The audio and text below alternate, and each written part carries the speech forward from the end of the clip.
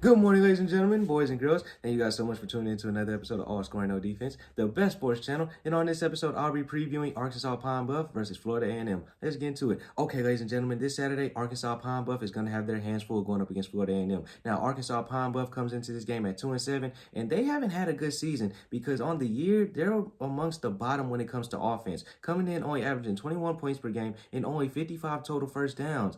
So it's like they're going to need a lot of things to go right if they want to defeat this Florida A&M team, because Florida A&M, on the other hand, they're playing lights out football. This team comes into this game with a 7-2 record, and it's like, man, can this team run the football? Can this team rush for a lot of yards as well? On the season, this team has ran for over 1,600 yards, and that's a lot considering that this is college football. But when you have that type of dominant production in the running game, what does that say about your offensive line? That means that your offensive line is big, strong, and they know how to move guys out of the way and open up the gap so that their running backs can run through. Also, this Florida A&M team is fast. Man, it's something with the water, or it's something in the water. Also, Florida A&M has one of the most dominant passing games, or one of the most dominant passing offenses in the college football rankings. And this team is actually playing pretty well football. So Arkansas Pine Bluff, they're going to have a lot to deal with. Now, how does Arkansas Pine Bluff combat this Florida A&M offense? You got to get pressure on the quarterback, and you got to get turnovers because you have to steal possessions. You got to keep the other team watching, because when you have the other team watching, that means that your offense is out there doing something right, and your defense got to do something as well if you expect to pull off the upset like this.